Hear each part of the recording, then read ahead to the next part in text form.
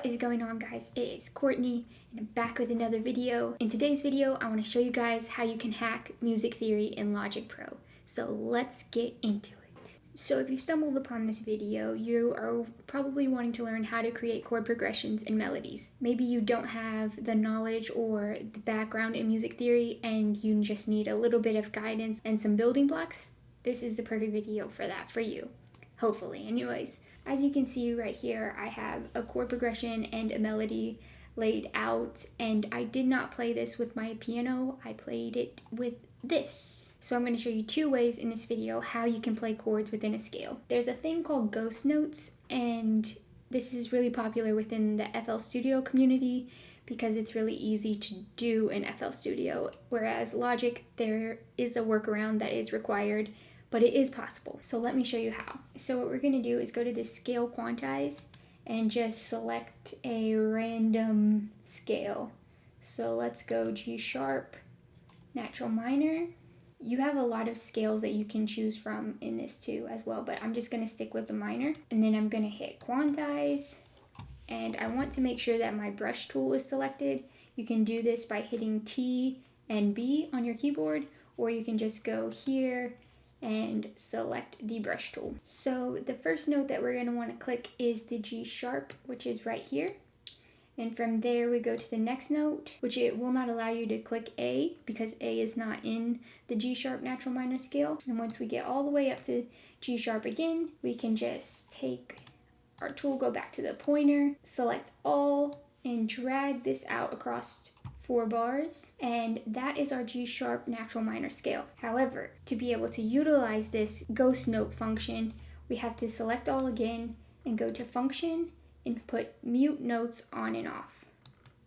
Now we can go to our keys section. We create an empty MIDI region. Let's drag it across the 4 bars. Let's select both of these. Now you can see your G sharp natural minor scale, and now you can click in a basic melody.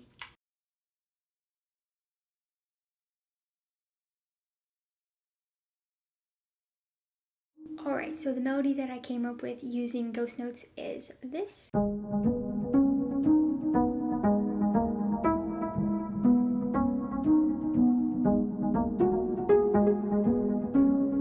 And you can do this building chords as well. So say I duplicate this track, stretch it out a bit, and hit shift to select the ghost notes. Use the paintbrush tool. Let's actually set it to 1 for the chord.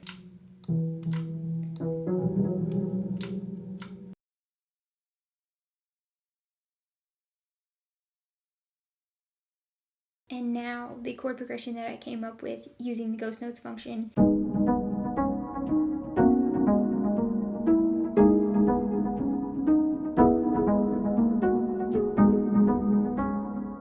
So that sounds nice. If we deselect the ghost note like that, you can select the notes, and right here in this left corner, it tells you exactly which chord you're playing.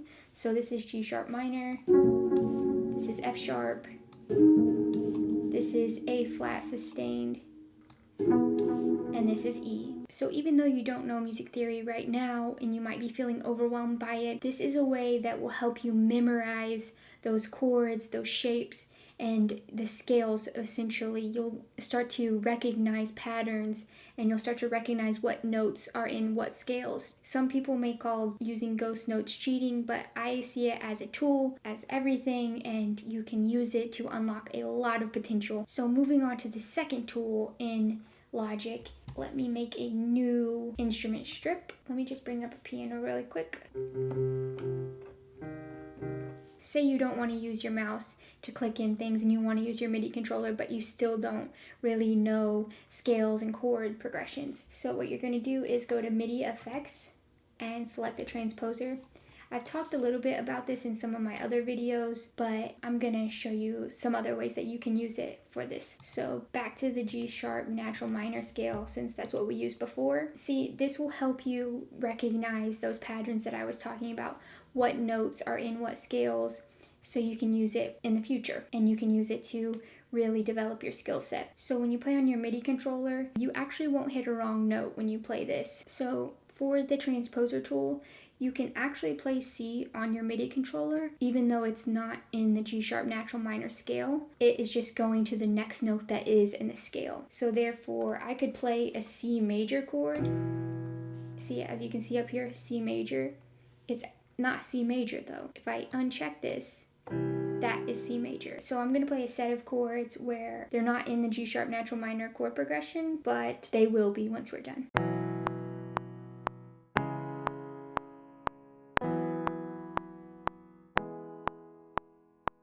As you can see, that's a C major, but it's not. But once we select all, we hit quantize for this G sharp natural minor, it'll actually put it in the correct scale. So if we turn off this transposer, it will still be in key.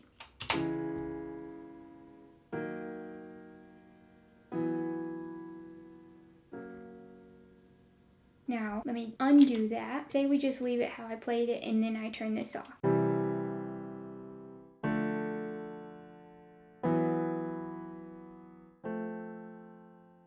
See, now it's in the key of C.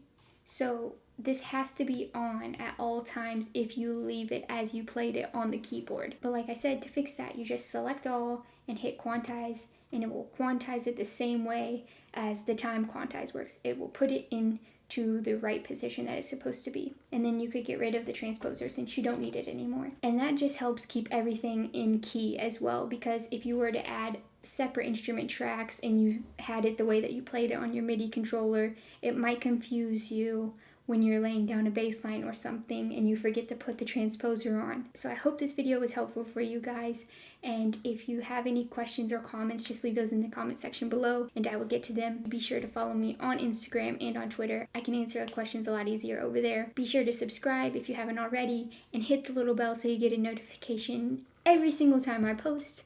But I will catch you guys in the next one. Peace out.